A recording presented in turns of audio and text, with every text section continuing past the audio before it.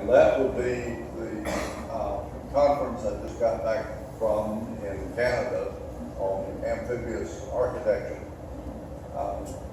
And I'm sure you're dying of curiosity as to what this model is. Let me explain. This is not a house on stilts as much as it might look like it, because the ground level is right here where this cover is. Everything else is below ground. So what happens when a lot floods, land floods, the house just comes up just far enough to stay on the surface of the water, and when the flood waters recede, it goes back down, and it's virtually automatic. This works, and this has been developed by an architecture professor at the University of Waterloo. That's where this conference was, and I have here a 300 and something page book that they put out from their first conference in 2015, and alternate years they have international conference. So she got the idea originally from a student when she was teaching in Louisiana. The student was from a rural county that virtually had no building code and nobody to enforce it if they did have it. So the good old boys out at the fishing camp came up with this, and by putting a cage, there would be something to hold the foam underneath the house in place, and they have floods a couple of times a year. And one man has a store, basically a bait shop and small restaurant, which comes up and down like this, and he actually stays in it during the floods, which is not the recommended procedure, but you can do it, and as long as you're confident you have a boat tied to the rail if you need it.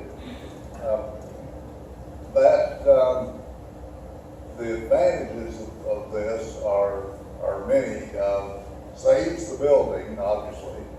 Saves you from having to go back and do the rehab, which if you've never had anything to do with that, it's pretty difficult to get a house that's been flooded up to even say 4 feet high back into use, because everything is soaked with nasty water and it's moldy and generally has to be ripped out and replaced.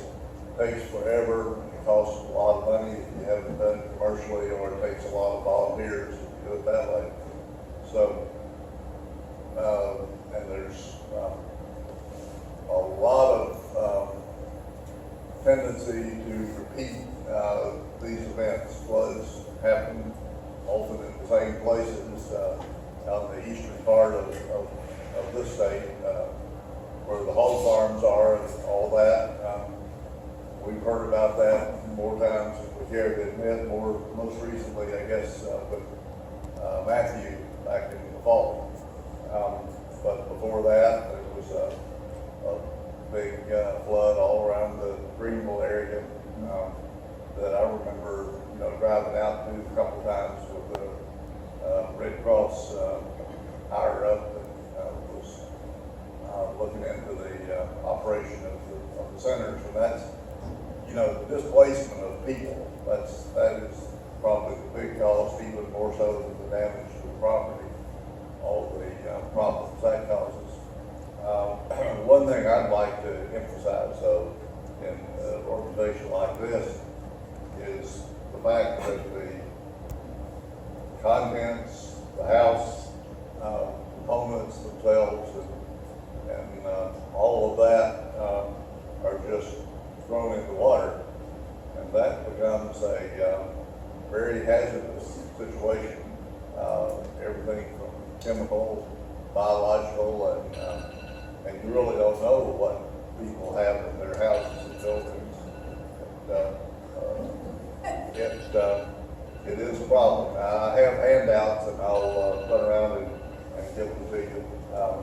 But I'll leave all these materials right back there with these letters. And I see it's time to go.